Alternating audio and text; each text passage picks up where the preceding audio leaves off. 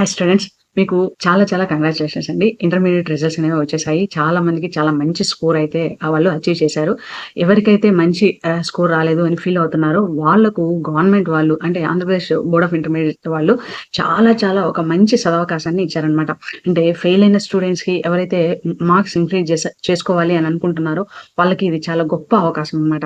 అంటే మనకు బేసిక్‌గా ఆంధ్రప్రదేశ్‌లో గాని ఈవెన్ తెలంగాణలో కూడా ఇంటర్మీడియేట్ మార్క్స్ అనేవి ఎంసెట్‌లో యాడ్ అవుతాయి. మోస్ట్ ఇంపార్టెంట్ ఆంధ్రప్రదేశ్ ఎబ్సెట్ ఎగ్జామ్ కి ఇంటర్మీడియట్ పర్సంటైల్ కన్సిడర్ చేస్తారు. ఆ పర్సంటైల్ ని ఎలా క్యాలిక్యులేట్ చేస్తారు అనేది నేను ఇక్కడ ఒక వీడియో లింక్ ఇచ్చాను. ఆ వీడియోలో మీరు చూడండి. ఇది చాలా ఇంపార్టెంట్.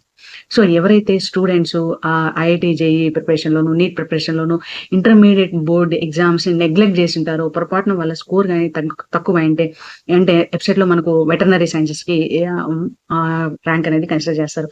యాజ్ వెల్ యాజ్ మనకు అగ్రికల్చర్కి ర్యాంక్ అనేది కన్సిడర్ చేస్తారు. ఫార్మసీకి ర్యాంక్ కన్సిడర్ చేస్తారు. వీటన్నిటికీ కూడా వెబ్సైట్ ర్యాంకు 75% అయితే మనకు ఇంటర్మీడియట్ వెయిటేజ్ 25% అని కన్సిడర్ చేస్తారు. కాబట్టి వాళ్ళకు గవర్నమెంట్ వాళ్ళు ఏం చేశారంటే బోత్ ఇంటర్మీడియట్ సెకండ్ ఇయర్లో ఉన్న పిల్లలకి ప్లస్ ఫెయిల్ అయిన పిల్లలకి ఇంటర్మీడియట్ సెకండ్ ఇయర్లో మార్క్స్ తక్కువ వచ్చిన పిల్లలకి ఫెయిల్ అయిన పిల్లలకి ఇంప్రూవ్మెంట్ రాయడానికి అవకాశాన్ని ఇస్తున్నారు. ఇది దానికి సంబంధించినటువంటి సర్కిల్. ఇది చాలా పెద్ద అవకాశం.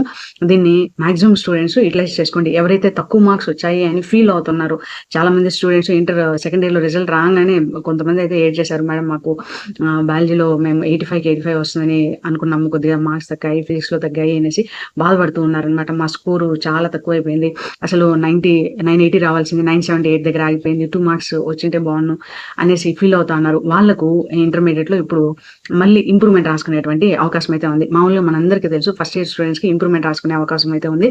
సెకండ్ ఇయర్ స్టూడెంట్స్కి వచ్చినటువంటి రిజల్ట్స్ ఫైనల్ రిజల్ట్ అనేసి తెలుసు. కాకపోతే ఇప్పుడు గవర్నమెంట్ వాళ్ళు నిన్న ఇక్కడ చూసారా, డేట్ చూసారా, 18/4/2026 నిన్న మనకు ఒక అమెండ్మెంట్ రూల్ ని రిలీజ్ చేశారు. ఆ రూల్ ప్రకారం ఏంటి అంటే ఇంప్రూవ్మెంట్ సెకండ్ ఇయర్ పిల్లలు కూడా రాయొచ్చు. అంటే ఫెయిల్ అయిన పిల్లలు మాత్రమే కాదు, ఎవరికైతే స్కోర్ తక్కువ వచ్చింది అని హర్ట్ అవుతున్నారు, ఫీల్ అవుతున్నారు, బాధపడుతున్నారు, వాళ్ళందరూ కూడా ఒక సబ్జెక్ట్ అయినా సరే వాళ్ళు ఇంప్రూవ్మెంట్ అనేది రాసుకోవచ్చు అనమాట. ఇది నిజంగా చాలా ఒక మంచి సదవకాశం అనమాట.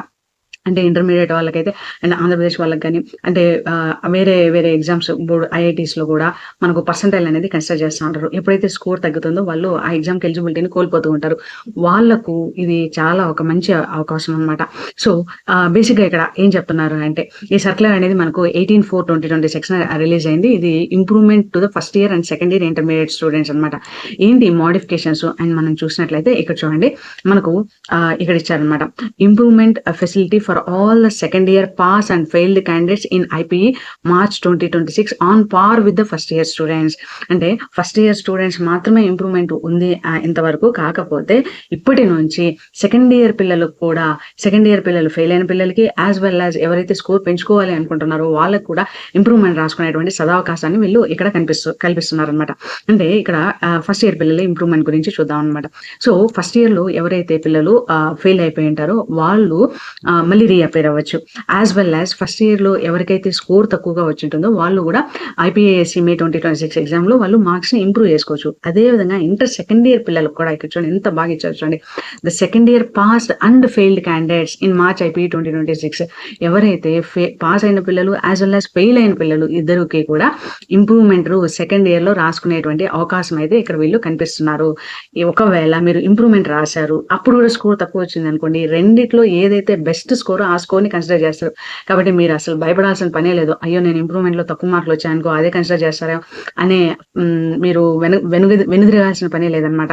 ఇక్కడ మీకు ఒకవేళ పొరపాటున ఇంప్రూవ్మెంట్లో స్కోర్ తక్కువ వచ్చినా మీకు పాత స్కోర్ ఏదైతే ఉంటుందో బెస్ట్ ఆఫ్ ద 2 స్కోర్స్ ఏదైతే ఉంటాయో అది మాత్రమే కన్సిడర్ చేస్తారు. ఇది చాలా గొప్ప అవకాశం అండి. సో నాకు తెలిసి ఇదే ప్రాసెస్ ఇంకా రిపీటెడ్గా నెక్స్ట్ ఇయర్ కూడా వెళ్తూ ఉంటుంది. మీకు ఫీ స్ట్రక్చర్ అనేది ఇచ్చారనమాట. Failed candidates appearing for the failed paper. The first and second year failed candidate can appear for the failed subject till they pass without any limit. ఇంతకుముందు 4 attempts లోపల మీరు intermediate clear చేసేయాలి. ఒకవేళ fail అయినారనుకోండి 4 improvements లోపల మీరు మీ యొక్క intermediate ని clear చేసేయాలి అనేటువంటి ఒక లిమిట్ అయితే ఉంది. ఈసారి ఆ లిమిట్ ని కూడా తీసేశారనమాట. సో ఫీ స్ట్రక్చర్ మనం చూసుకున్నట్లయితే ఎవరైతే ఒక్కొక్క పేపర్ కి ఇంప్రూవ్మెంట్ కి 160 రూపీస్ అనేది మీరు పే చేయాలి. ఇది కాకుండా ఎగ్జామినేషన్ ఫీజు 600 రూపీస్ పే చేయాలి. ఫస్ట్ ఇయర్ పిల్లలు అయితే 600 రూపీస్, సెకండ్ ఇయర్ పిల్లలైనా 600 రూపీస్ పే చేయాలి. కాకపోతే ఎవరైనా ఫస్ట్ ఇయర్ సెకండ్ ఇయర్ రెండింటిలోనూ ఇంప్రూవ్మెంట్ రాయాలి రాయాలి అనుకున్నట్లయితే వాళ్ళు 1200 రూపీస్ పే చేయాలి. ప్లస్ ఒక పేపర్‌కి 160 రూపీస్ అడిషనల్‌గా పే చేయాలి. అంటే బేస్ ఎగ్జామినేషన్ ఫీజ్ వచ్చేసి 600 రూపీస్. మీరు ఫస్ట్ ఇయర్ మాత్రమే రాయాలి అనుకుంటే 600 ప్లస్ ఎన్ని పేపర్లు రాయాలనుకుంటున్నారో అన్ని 160 అనమాట. అంటే మీరు 2 పేపర్లు రాయాలనుకోండి 600 ప్లస్ 320. అదే 3 పేపర్లు రాయాలనుకోండి 600 ప్లస్ 480 రూపీస్ అనేది పే చేయాలి. ఒకవేళ మీరు ఫస్ట్ ఇయర్, సెకండ్ ఇయర్ 2 రాయాలి అనుకున్నారనుకోండి, అప్పుడు మీరు 1200 రూపీస్ పే చేయాలి. ఫస్ట్ ఇయర్‌లో 2 పేపర్లు రాయాలంటే 1200 ప్లస్ 320 అనమాట. సెకండ్ ఇయర్‌లో 1 పేపర్ రాయాలనుకోండి 1200 ప్లస్ 320 ప్లస్ 160 అనమాట. ఇలా అంటే మొత్తం 3 పేపర్లు రాయాలి అనుకుంటే ఆ విధంగా మీరు రాయొచ్చనమాట. సో, ఇది చాలా చాలా సదవకాశము. నేను ఇక్కడ చూపిస్తున్నాను గదండీ! ఫస్ట్ ఇయర్‌లో ఒక పేపర్ రాయాలి అనుకుంటే 600 ప్లస్ 160 ఎన్ని పేపర్లుంటే అన్ని పేపర్లు. ఫస్ట్ ఇయర్‌తో పాటు సెకండ్ ఇయర్ గూడా రాయాలి అనుకున్నట్లయితే 1200 ప్లస్ ఎన్ని పేపర్లు ఫస్ట్ ఇయర్‌లో 2, సెకండ్ ఇయర్‌లో 2 అనుకున్నారనుకోండి మొత్తం 4 పేపర్లవుతాయి. అంటే 1200 ప్లస్ 160 ఇంటూ 4 640 రూపీస్ అనేది మీరు పే చేయాల్సొస్తుంది. ఇది చాలా చాలా మంచి అవకాశము. ఈ అవకాశాన్ని మీరు సద్వినియోగం చేసుకోండి. ఈ ఇన్ఫర్మేషన్‌ని మాక్సిమం మీ ఫ్రెండ్స్ అందరికీ గూడా షేర్ చేయండి. ఎవరైతే బాగా ఫీల్ అవుతున్నారో వాళ్ళకిది చాలా చాలా గొప్ప అవకాశం అన్నమాట.